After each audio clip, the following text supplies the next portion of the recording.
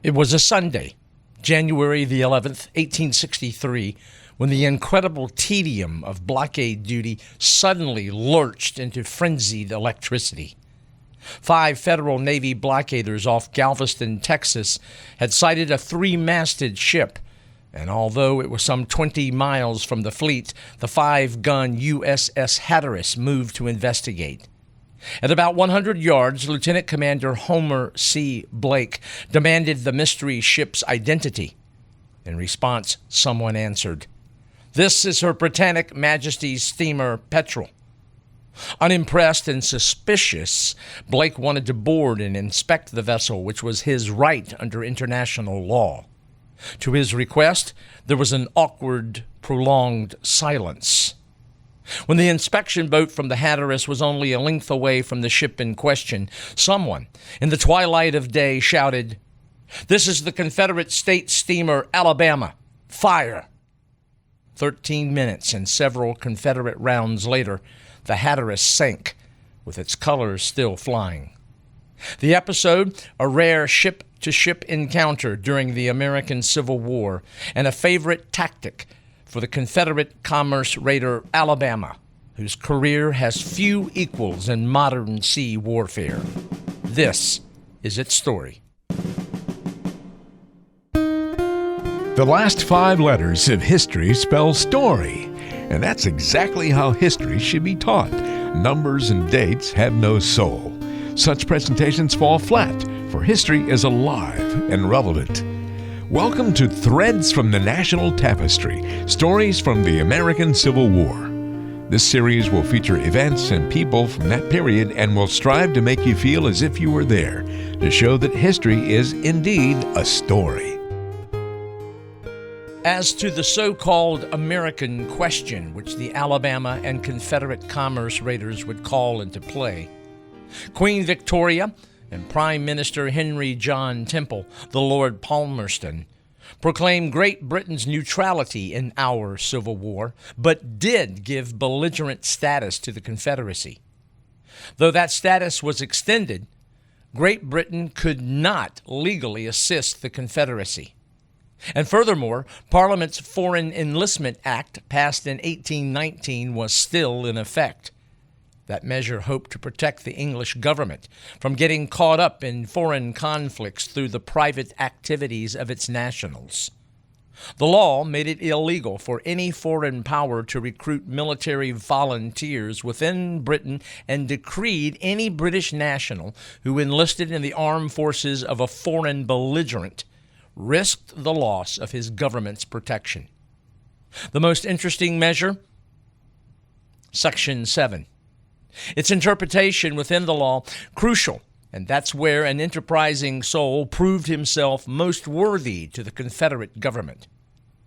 James Dunwoody Bulloch was 38 years old, was from a prominent Georgia family, and had been a former naval officer for 14 years. He was handpicked by Confederate cabinet official Judah Benjamin and introduced to Navy Secretary Stephen Mallory. After conversation, Mallory knew he had the perfect man for a delicate assignment. He made Bulloch a Confederate Navy agent and sent him to Great Britain in June of 1861. Sworn to secrecy about his mission to enlist British shipmakers to construct ships destined for Confederate service, he ached to tell his beloved sister Martha, the wife of a prominent New Yorker, and the mother of a sickly little boy named Theodore, as in Theodore Roosevelt, Jr. Bulloch's task was formidable. He was to single-handedly build a navy, in secret and from scratch, for an unrecognized government that had no credit and was so weak it could not keep its own ports open. Bulloch arrived in Liverpool on Tuesday, June 4th, 1861, and immediately dove into his work. He found a thriving city of some 440,000. Not only was Liverpool a shipbuilding dynamo, it was the world's largest entry point for cotton, which meant many in the city were quite friendly to Southern interests. One of the first things Bulloch did was to find a British attorney. One to interpret Britain's Foreign Enlistment Act, and specifically Section 7, which again made it illegal for any British subject to sell any ship or vessel to a foreign belligerent if the said ship was to be used with the intent to cruise or commit hostilities against any foreign state with which Britain was at peace. The key here was that in the 42 years since the act had passed, it had never been tested in court. One barrister in Liverpool, F.S. Hull, gave Bulloch exactly what he wanted to hear. Hull maintained that Section 7 dealt with warships, and he believed that for a vessel to be a warship, it had to be equipped with guns. With that interpretation, Hull and Bulloch believed that any British shipyard was free to build a warship to be for any belligerent foreign power so long as the ship's guns were not installed. Armed with Hull's spin on Section 7, Bulloch negotiated with the British firm of William C. Miller and Sons of Toxteth in Liverpool, and John Laird and Sons, proprietors of the Birkenhead Iron Works, for the construction of warships without guns. One American in London was not fooled by all of this. The grandson of John Adams and the son of John Quincy Adams, Charles Francis Adams, who was Mr. Lincoln's official representative to Queen Victoria's government. 54 years old and a dour, humorless Bostonian, Adams was egg-balled and almost always wore a frown of concerned anxiety. Regardless of personality, he was on to the Confederate mischief, and his spies in Liverpool gave him accurate information as to what Bulloch and his allies were up to. With that info, Adams peppered Great Britain's Foreign Secretary Lord John Russell with furious notes about ongoing construction of one in Liverpool. He demanded the British government detain or seize the vessel, citing his interpretation of Section 7 of the Foreign Enlistment Act. Yet Russell was a Southern sympathizer and held the same interpretation that Bulloch and his British attorney had established. In short, Russell dragged his bureaucratic feet. Bulloch had reached agreement with the Laird brothers again, the proprietors of the Birkenhead Iron Works. This new ship was to be far more ambitious than any before.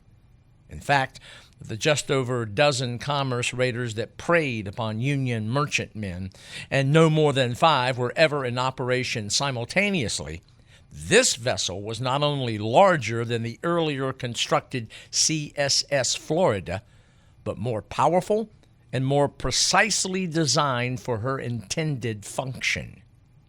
Designated number 290, the 290th vessel built by Birkenhead, it was to be 900 tons, 220 feet long, 32 feet abeam, and draw 15 feet of water.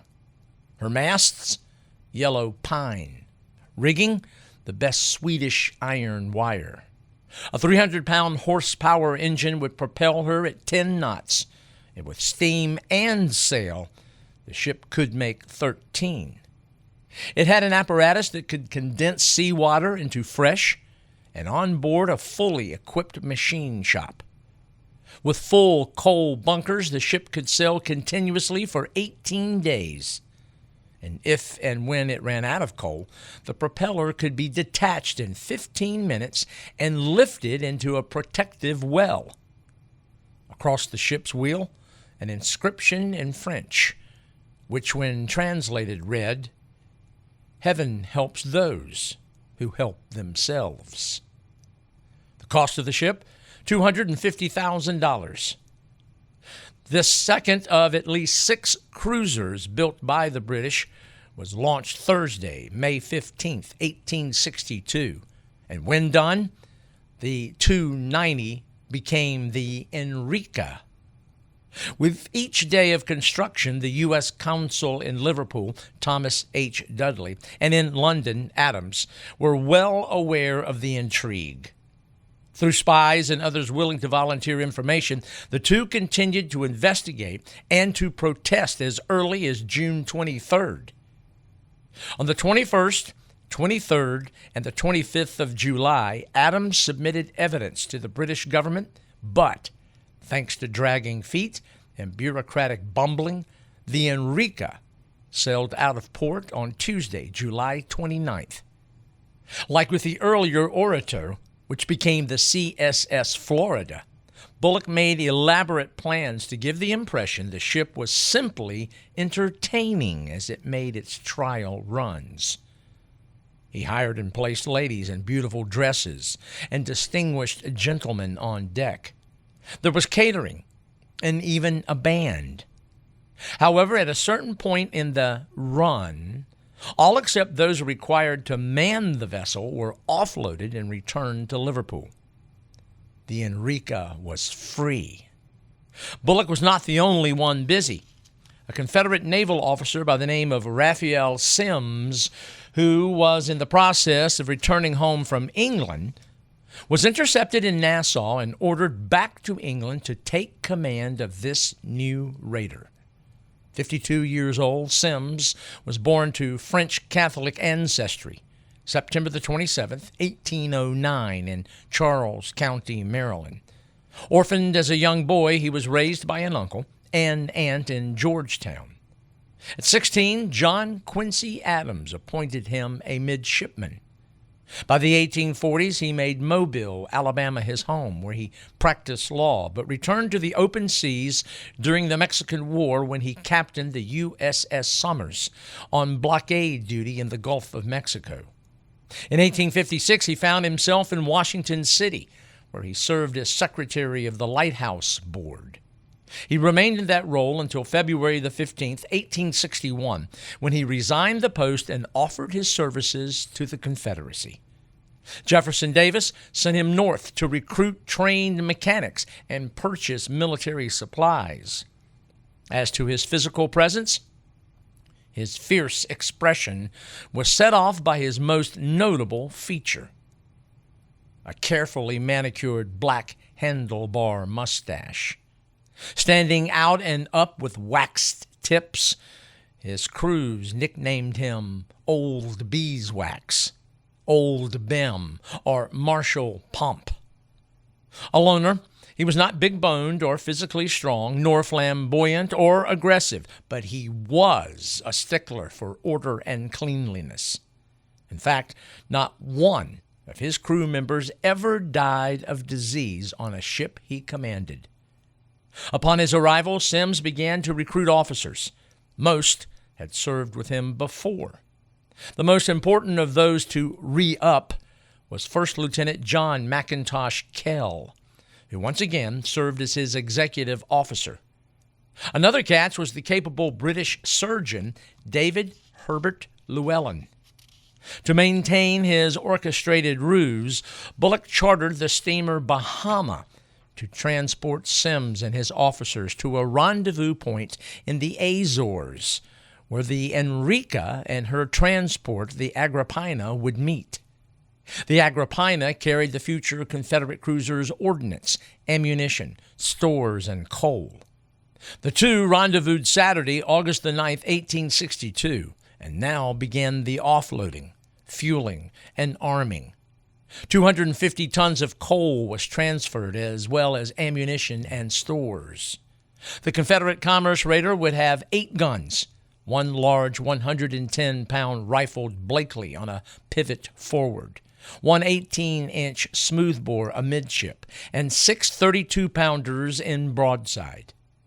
On the 20th of that same month, the arrival of Semmes and his officers on the Bahama completed the arrangements. 4 days later, the final piece of intrigue occurred. On that Sunday, Semmes left his anchorage and, in order to be outside neutral waters, sailed a few miles off the coast. At that point, he signed on about 85 seamen who had been recruited by the tireless Bulloch, and with a band playing Dixie and salutes, the Enrica formally became the Confederate commerce raider Alabama. On average, Semmes' crew during the Alabama's career was 120 men and 24 officers. Most, certain to raise eyebrows, were British.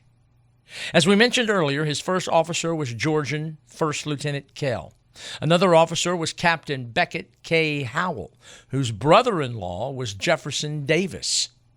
Another notable officer was Acting Master Irvin S. Bulloch, who was the younger half-brother of James D. Bulloch.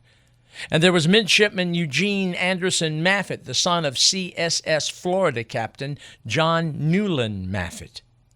Armed, the Confederate cruiser wasted no time seeking her first victim. Right there in the Azores, a favorite feeding ground for whales from spring through September, was an American whaling fleet. On Friday, September the 5th, 1862, the lookout on the Alabama sighted the whaling ship Ocmulgee out of Edgerton, Massachusetts. Semmes followed the widely accepted nautical practice of approaching another vessel disguised. He ran up the Union Jack.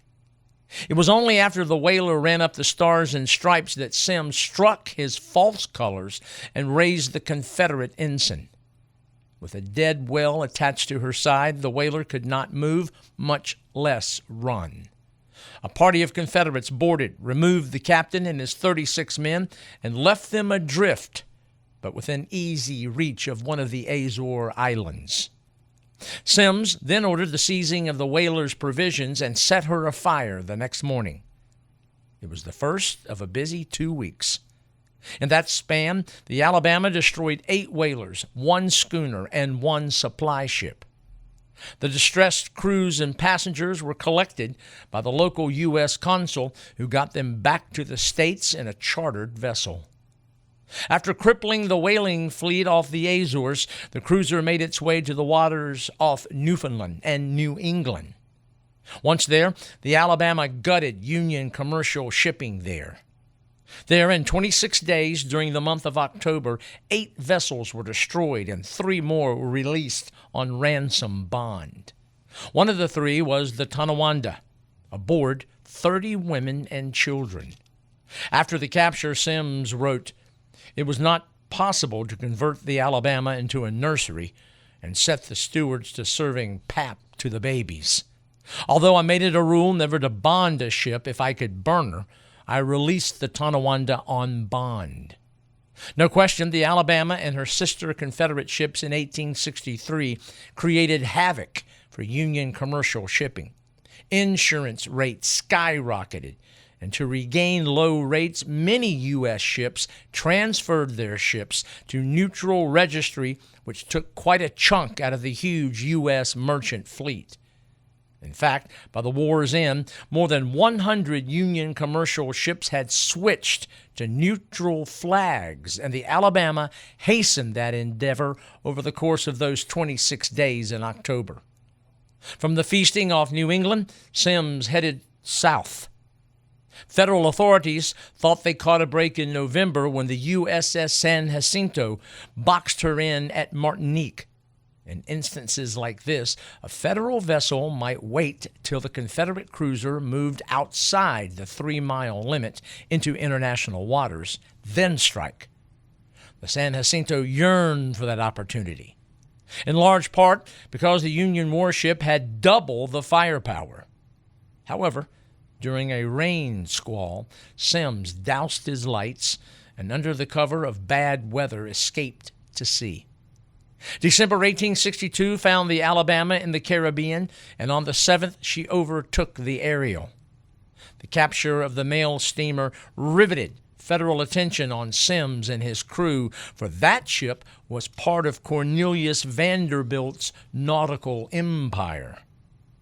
Like the Tonawanda, there were passengers, 500 of the 700 on board, and half of those 500 women and children. Semmes released the ship on ransom bond when the Ariel's captain promised to pay the Confederacy $216,000. Now, the Confederate cruiser sailed into the Gulf of Mexico and Galveston, where, as we opened our episode on January the 11th, the Alabama confronted and sank the USS Hatteras, the only U.S. Navy warship sunk by a commerce raider during the entire war. For federal authorities, it was a head-shaking start to 1863. In fact, that year proved to be the heyday for Confederate commerce raiders. For at least three of them, the Alabama, Georgia, and Florida, were all at sea together. The three captured 67 Union vessels, burned 51, and released or bonded the rest. Semmes and the Alabama had 14 of that total, and that number came in the first 3 months of 1863 alone. Those vessels, those numbers, created quite a bit of worry for the 16th president. Lincoln, Secretary of Navy Wells, and naval strategists took a beating from Northern ship owners to organize and unleash an aggressive campaign against the Confederate cruisers. Up to this point, they were unable to do much, for that would require taking ships off blockade duty. But as the Navy expanded from 427 ships in December of 1862 to 588 1 year later, warships could, on occasion, be spared to give chase or patrol frequented shipping lanes or linger in ports known to harbor Confederate cruisers. Semmes and others were quite aware the number of their enemy ships were increasing, but for them, the hunting and thrill of the chase were simply too intoxicating. So in April, old Beeswax left the Gulf of Mexico and made his way to a well-known crossroads of international trade routes, Brazil. Using the well-practiced ploy of disguising his ship's identity, he and his crew captured 15 vessels over the next 3 months. Aware those captures would draw U.S. warships, he made his way for the African coast. On Wednesday, July 29th, the Alabama arrived at Saldanha Bay, some 60 miles northeast of Cape Town, South Africa. There, Semmes hoped to nab ships on their return from the East Indies. But after prowling the coast for some time, Semmes made the decision to put into the open port of Cape Town for repairs and provisioning. Word of his expected arrival spread like wildfire, and many of the townspeople gathered atop a hill to watch the well-known raider's arrival. Well, they got to see more than just Alabama's arrival. For as Semmes reached a point some 5 miles outside the entrance to Cape Town's Table Bay, lookouts spotted the Union merchantman, the Sea Bride. One of the spectators, who was the editor of the Cape Argus, wrote, "The Alabama fired a gun and brought her to. Like a cat watching and playing with a victimized mouse, Captain Semmes permitted the prize to draw off a few yards, and then he pounced upon her. The Alabama first sailed round the Yankee from stem to stern and stern to stem again. The way that fine, saucy, rakish craft was handled was worth riding 100 miles to see. She went around the bark like a toy, making a complete circle and leaving an even margin of water between herself and her prize of not more than 20 yards. This done, she sent off a boat with prize crew, took possession in the name of the Confederate States, and sent the bark to sea. The Alabama then made for port." Semmes dealt with the Sea Bride in a manner that stretched but did not snap international law. He ordered the prize to sail up the west coast of Africa, where he thought it was possible to do business without tricky entanglements. There, he sold the Union vessel to a less than honest buyer from Cape Town, who, realizing that Semmes could not give him proper title to the captured ship, paid the Confederate skipper only $16,940 in cash, only a third of her market value. Once into port, the Alabama, Semmes, his officer, and crew were feted as celebrities for the next 6 weeks. Semmes and his officers were invited to dinners, interviewed by the press. While there, Semmes' officers were on their best behavior. The same cannot be said about the mixed bag crew. After months of being at sea, their actions filled the spectrum from orderly to disorderly behavior. As to the reports of their rowdiness, the Confederate captain was not surprised. Before, his crew had caused problems in Martinique and Jamaica. Quite honestly, except for the officers, the crew was a melting pot of unreliables. In spite of constant drilling, the crew was effective but certainly not well oiled. Sailors jumped ship at every port, and replacements were continually rounded up at ports of call and from crews of captured ships. That August, Semmes wrote, "I have a precious set of rascals on board, faithless in the matter of abiding by their contracts, liars, thieves, and drunkards." Now, if his crew troubled him, what he learned on the 14th of August troubled him far more deeply, for he learned of Lee's defeat at Gettysburg, and the next day, Semmes was made aware of Grant's capture of Vicksburg. I'd like to take a moment to thank everyone for listening to Threads from the National Tapestry. You know, each of these episodes is the result of hours and hours of research and preparation. And it means a great deal to me and our production team to see the likes, the comments, and views. Let me make clear that everything we do here will always be accessible to any who are curious to learn about the American Civil War. But we would like to ask you to consider to become a member. A Threads loyalist, if you will. For less than $5 each month, your support will help us to continue sharing our passion for that tumultuous yet important period of history. Joining is quite easy to do. At the top of each show description, you'll find a link, if you will, to join, whether you're watching, liking, commenting, or becoming a Threads loyalist. If you click on that link, your support for Threads from the National Tapestry will mean a great deal to me, to our team, and there's no question any contribution, your support, certainly makes a difference, and it's a wonderful acknowledgement for what we try to do. Thank you. For 6 weeks, Cape Town offered the Alabama a most welcome base. But the hunting was so poor that on Thursday, September the 24th, Semmes charted a course for the Far East. His path took him across the Indian Ocean, through the Sunda Strait, into the Java and China seas. In that stretch, he captured and burned 6 Union merchantmen, bringing his destructive total for the year to 36. When he reached Singapore on December the 21st, he found 22 federal ships in port and believed the Alabama's presence frightened them all to shore. Unable to act while they were in port, he grew restless and sailed westward to the southern tip of India, and then through the Mozambique Channel back to the Cape of Good Hope. Ship and crew arrived back at Cape Town on Sunday, March 20th, 1864. Along the way, the Alabama had only one capture. The lack of action was telling. Morale suffered, and the ship itself began to show the wear and tear of some 20 months at sea. As First Lieutenant Kell noted, her boilers were burned out, and her machinery was sadly in want of repairs. She was loose in every joint. Her seams were open, and the copper on her bottom was in rolls. Add to that, her beams were splitting, and one can understand why Kell's captain decided to make for England or France for a thorough overhaul. The cruiser sailed for Europe 5 days later.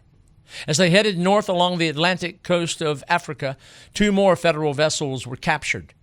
Crews and passengers were taken on board, and both ships were torched. Despite the captures, Semmes reflected on all the discouraging news he gathered about the Confederacy while in Cape Town. He wrote, "Might it not be that, after all our trials and sacrifices, the cause for which we were struggling would be lost. The thought was hard to bear. A note on one of the two captures along the way. On Saturday, April the 23rd, the Rockingham was taken. Its cargo, which had to perfectly symbolize Semmes' dark thoughts, was guano. After the crew was taken on board the Alabama, the Union merchant ship was used for gunnery practice. The captain noted that as his guns fired, there were problems with the black powder. Caps and fuses misfired. Only one of every 3 shells actually burst. And Semmes wrote, "We are like a crippled hunter limping home from a long chase." On Friday, June 10th, 1864, the Alabama reached the Cape of Hague just off the Normandy coast. There, they picked up a French pilot and dropped anchor off Cherbourg the next day. Semmes immediately requested permission to land his prisoners and put his vessel into dry dock. On the Sunday, the 12th, he went to his bunk with a cold and fever.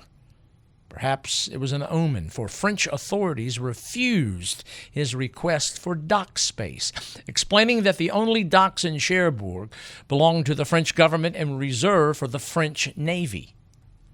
Permission to use them could only be granted by Napoleon III, who was on holiday and away from Paris.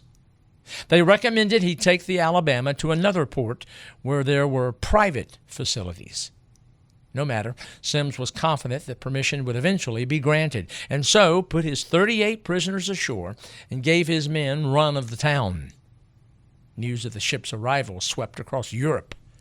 Hotels in Cherbourg were packed with fashionable guests, all eager to see the famous Confederate cruiser and perhaps chat with her renowned captain, officers, and crew. And right they should, for since commissioning, the Alabama had sailed 75,000 miles and captured 66 prizes. Of those captured, 52 were burned with their combined appraisal of $4,613,914, almost 20 times the Alabama's actual cost. And who wouldn't want to see or meet the dashing ship's captain, who combined with his earlier command of the CSS Sumter and now Alabama, had 84 captures. Estimated value of those seizures, anywhere from $4.6 to $6 million. Who wouldn't want to visit with a man who had eluded 25 ships and cost the U.S. government some $7 million? And oh yes, there were others who wanted to visit. On Sunday, June the 12th, the U.S. Minister to France, William L. Drayton, sent a telegram from Paris to the Dutch port of Flushing, where the USS Kearsarge was last reported. Reportedly, the vessel was just off the Dutch coast monitoring 2 other Confederate cruisers, the Georgia and Rappahannock, both of which had been operating off Calais. Drayton's telegram urged the Kearsarge's Captain John A. Winslow to hurry to Cherbourg before the Alabama left port. A word or two about Winslow. Paunchy, bald, and going blind in one eye, Winslow's face was framed with a scraggly gruff of graying whiskers. He was 52, 2 years younger than Semmes, and born in Wilmington, North Carolina. Though born in the old North State, he was a direct descendant of a Mayflower passenger and educated in New England. That made him an ardent abolitionist. His career in the U.S. Navy began in 1827 when Daniel Webster helped him become a midshipman. He saw duty in the Pacific, Atlantic, and Mediterranean, and had been a shipmate of Semmes during the Mexican War.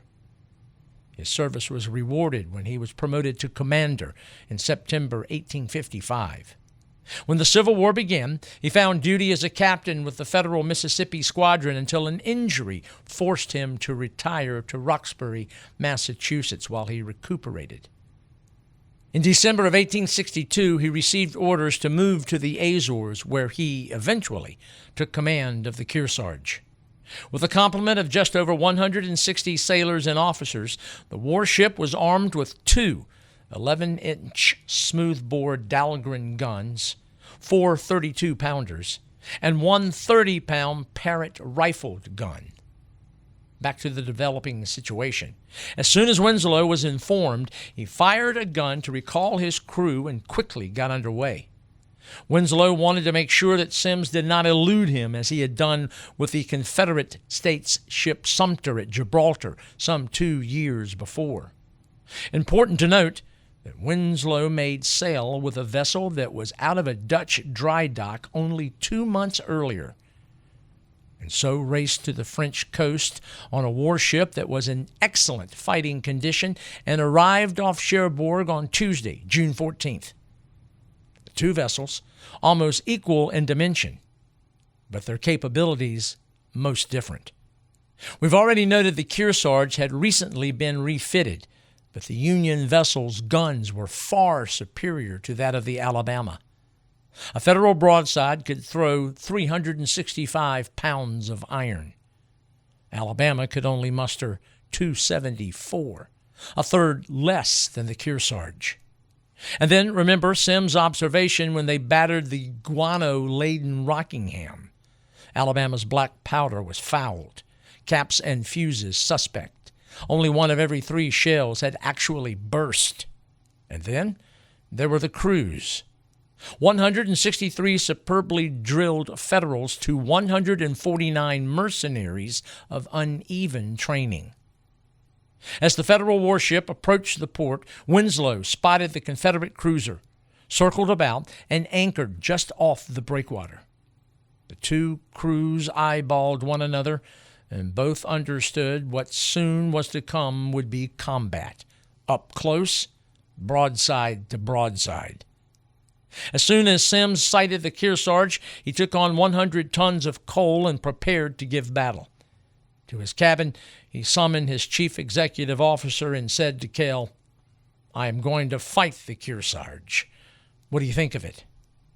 The two discussed their situation. In addition to a lighter broadside, both acknowledged they had unreliable ammunition. Their powder, fuses, and caps were defective. Yet Semmes sent a note to the Confederate agent in Cherbourg, and it read, "I desire you to say to the U.S. Consul that my intention is to fight the Kearsarge as soon as I can make the necessary arrangements. I beg she will not depart before I am ready to go out." Winslow received that message and immediately suspected a trick and prepared for one. Semmes countered by correctly guessing that Winslow communicated to other Federal ships in the area, most notably the USS St. Louis, which was reported near Lisbon. On Saturday the 18th, Semmes sent a Confederate agent on shore his valuables, a collection of ship's chronometers taken from his shipping victims, 4,700 gold sovereigns, payroll, and the ransom bonds of 10 ships that he had released. He informed the French authorities that he would fight the next day and then went to Mass. Though he had several invitations to have dinner with admirers, the Confederate captain returned to his ship early in the evening and went straight to bed. Meanwhile, some of the officers attended farewell parties in Cherbourg, and crew members were told to make wills. The next morning, a Sunday, bright, clear, cool. At 9 a.m. of that 19th of June, Semmes called the Confederate crew together and addressed them. "Officers and seamen of the Alabama, you have at length another opportunity of meeting the enemy, the first that has been presented to you since you sank the Hatteras. In the meantime, you have been all over the world, and it is not too much to say that you have destroyed and driven for protection under neutral flags 1/2 of the enemy's commerce, which at the beginning of the war covered every sea. This is an achievement of which you may well be proud, and a grateful country will not be unmindful of it. The name of your ship has become a household word wherever civilization extends. Shall that name be tarnished by defeat? The thing is impossible. Remember that you are in the English Channel, the theater of so much of the naval glory of our race, and that the eyes of all Europe are at this moment upon you. The flag that floats over you is that of a young republic, which bids defiance to her enemies wherever and wherever found. Show the world that you know how to uphold it. Go to your quarters. Decks were cleared, trimmed, sand deposited on the deck to rid of the human gore in the coming battle. Semmes, in dress uniform, moved to command position just before the mizzenmast and ordered his ship out. As the Alabama left the harbor, an estimated 15,000 lined the shore. Among them, French impressionists Edouard Manet, who was busy sketching.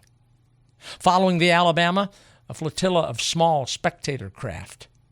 As they passed a French warship, the Napoleon, the ship's band played Dixie, while the shore roared with cheers. Also in the procession, a French ironclad frigate accompanied the Confederate ship to ensure the fight would be outside the 3-mile limit. On the Kearsarge, Captain Winslow was reading the Sunday service when a lookout shouted the alarm. Winslow closed his prayer book and ordered beat to quarters. It was now just after 9:30. There was a light wind from the west. Semmes wanted to use his starboard guns and so shifted one 32-pounder from the port side, which caused the Alabama to list some 2 feet to her starboard. It was a calculated move. Less of that side would now be exposed. As Alabama neared, the 7-gun Kearsarge headed northeast to draw the southern cruiser farther into international waters. When the distance was about 1 1/4 miles between the two, Kearsarge turned and headed for her antagonist. Both intended to use their 5 starboard guns to deliver broadsides. At 10:57 a.m., Alabama fired its first broadside at less than a mile. The missiles all missed high. At about half a mile, Kearsarge opened. The two neared and began to circle one another, a slow pirouette, if you will. Drifting westward in a parallel, what would be 7 clockwise circles, Kearsarge, with each turn, closed the distance between the two. Alabama drew first blood when it knocked down 3 Union sailors who were manning the aft Dahlgren gun. One Southern shot from the Alabama actually buried itself into the Kearsarge's vital wooden stern post, but it did not explode. Still, 4 men were now required to move its rudder. No question, Winslow's vessel benefited from draped chain which protected the Kearsarge boilers, engines, and magazine. Alabama had the same type of chains but opted not to employ them. With each circle, the Kearsarge closed, and as it did, Winslow changed from solid shot to bursting shell. His 11-inch guns quite effective, as evidenced when the Alabama's aft pivot gun was shot away. Another Union shell penetrated the hull of the Confederate cruiser and exploded in the engine room. That put out the boiler's fires. Water began to pour in far beyond the control of the ship's pumps. On the 7th and final circle, Semmes received a slight wound to his right hand. The 2 ships were by now only 400 yards apart. Chief Executive Officer Kell informed Semmes that the Alabama was in trouble, so Semmes ordered his vessel to turn out and make a break for shore. However, Winslow would not allow it. Kearsarge bore down and began to fire hellish grape shot, littering the deck of the Alabama with dead and wounded. Kell now shouted that the Southern cruiser could not last 10 minutes more, so Semmes ordered the Confederate ensign hauled down. "All hands, save yourself," was piped. Winslow expected deception, and so, not seeing a white flag raised, poured in yet another broadside. That brought a white flag. Though surrendered, surviving crew members of the Alabama went over the sides. They had to, for none of Alabama's boats were fit to use save one. As Manet's artwork of the fight would portray, other vessels rushed in, including the British yacht Deerhound, which picked up many Confederate officers, including the last 2 to leave the sinking Alabama, Semmes and Kell. Semmes was told to hide under a tarpaulin, and indeed, when a boat from the Kearsarge rowed up and asked for him, Kell shouted back, "He's drowned." The battle was over. Alabama went down stern first at 12:24 p.m., 90 minutes after her first shot. On board the victorious Kearsarge, no one cheered. Instead, an eerie silence. Alabama had fired 370 shots. 30 had been hits. Kearsarge had fired 173. Many had hit home. Winslow's casualties numbered 3, one of the wounded mortally. There were 43 casualties on the Alabama, about half killed or drowned. In the chaotic aftermath, Winslow took 6 Alabama officers and 64 men. He paroled every one of them when they reached the port of Cherbourg. On the Deerhound, Semmes and Kell were taken to Southampton, where the British refused to turn them over to U.S. authorities. There, Semmes paid off his surviving crew and sent allotments to the kin of those killed. Though defeated in Great Britain, he and his ship were lionized, just as was Winslow and his vessel in Cherbourg. As the crew of the Kearsarge moved on to new responsibilities, Semmes stayed on in Europe and visited Belgium, the battlefield site of Waterloo, and Switzerland. On October the 3rd, he headed west for Havana via St. Thomas. He re-entered the dying Confederacy from Mexico and made his way from Brownsville, Texas, to Richmond. There, he was promoted to Rear Admiral in February 1865 and given command of 8 ironclads and gunboats that made up the Confederate James River Squadron. On Sunday night, April the 2nd, 1865, with Petersburg overrun and Richmond lost, he gave orders to destroy his own squadron. Without a ship or fleet, he accompanied Jefferson Davis in his flight from the Confederate capital, this time as a newly commissioned brigadier general in command of a naval brigade. That phenomenon made him the only North American to ever hold both ranks, Rear Admiral and Brigadier General, simultaneously. He surrendered to federal authorities on May the 1st, 1865 in Greensboro, North Carolina. Back in Mobile, he was arrested, taken to Washington City, and indicted for piracy. But after spending 4 months in prison, he was released and reinstated on parole by order of President Andrew Johnson. Now a citizen, he taught moral philosophy and English literature at Louisiana State Seminary, served as editor of the Memphis Daily Bulletin, practiced law, and went on to the lecture circuit. In 1869, he completed his memoirs of service afloat during the war between the states. After a most colorful and eventful life, he passed August the 30th, 1877. He was laid to rest in Mobile. In contrast, Winslow received a vote of thanks from Congress and was promoted to Commodore. That being said, Secretary of the Navy Gideon Welles never forgave him for paroling Confederate prisoners in Cherbourg and for allowing Semmes to escape. The sighting of the Alabama signaled the beginning of the end for the Confederacy's commerce raiders. They had been the principal offensive weapon for the Confederate Navy, destroying 257 vessels, or about 5% of the Union merchant marine. Naval historian George Dalzell believed that because of the Confederate cruisers, over half of the U.S. merchant marine changed registry. Indeed, 110,000 tons were burned or sank, and some 800,000 tons were sold to foreign owners. And yet, after those staggering numbers, another illustration of the North's industrial might. Confederate commercial raider success did not have any measurable effect on the Union blockade or on overall Union maritime trade. The Confederate raiders' main contribution? Well, their victories and use bolstered Confederate morale and enhanced and enlarged stories of adventure on the high seas. After the war, Charles Sumner, the Senate chair on the Committee on Foreign Relations, stated that Great Britain, for aiding the Confederacy, owed half the North's war cost, $2.5 billion, and proposed taking British possessions in the Western Hemisphere as compensation. Great Britain, of course, was incredulous. There was an 1868 compromise agreement signed by an Anglo-American group, but the U.S. Congress overwhelmingly voted it down, since the Alabama's damages were excluded. Then events in Europe aided the United States.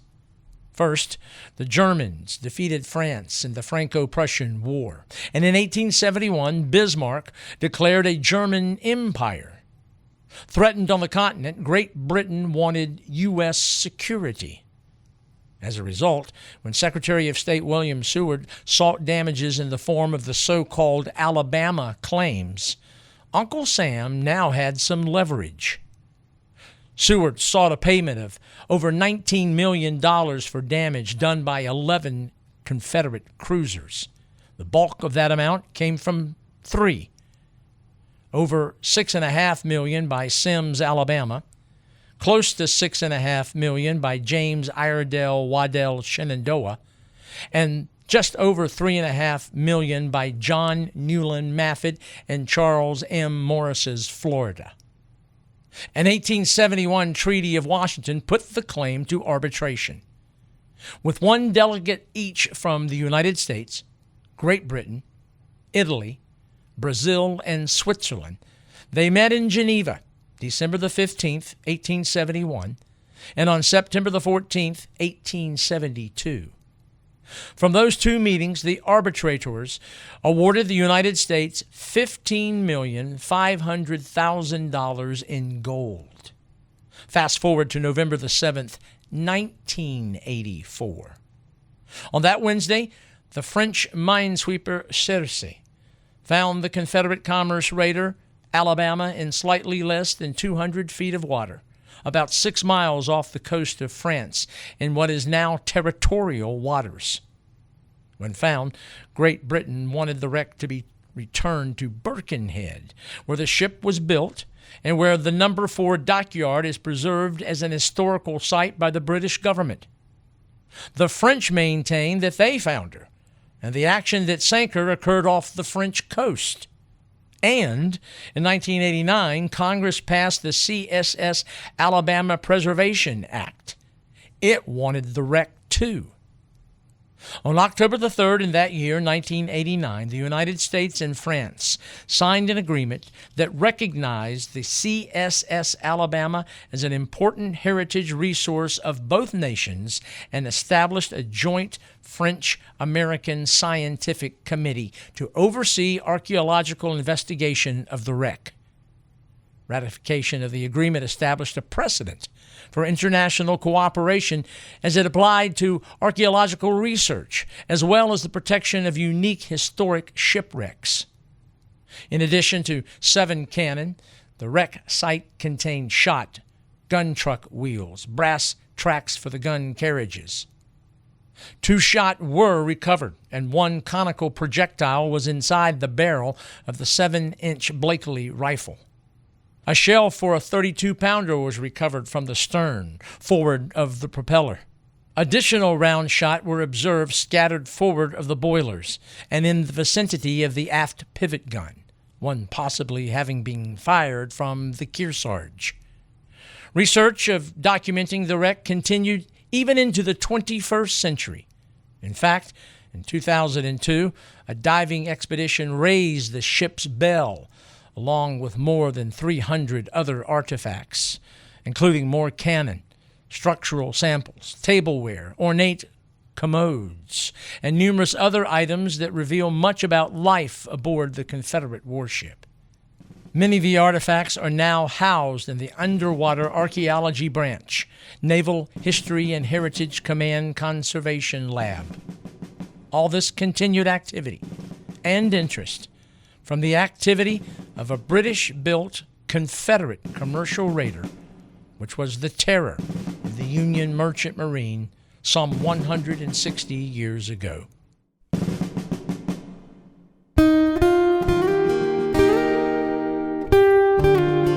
Most believe U.S. Grant a solid general and terrible president.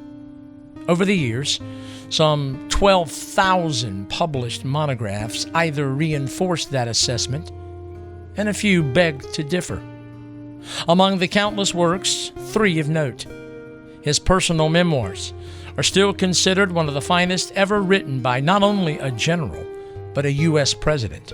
The second, in 1981, historian William McFeely won a Pulitzer Prize for his biography on Grant.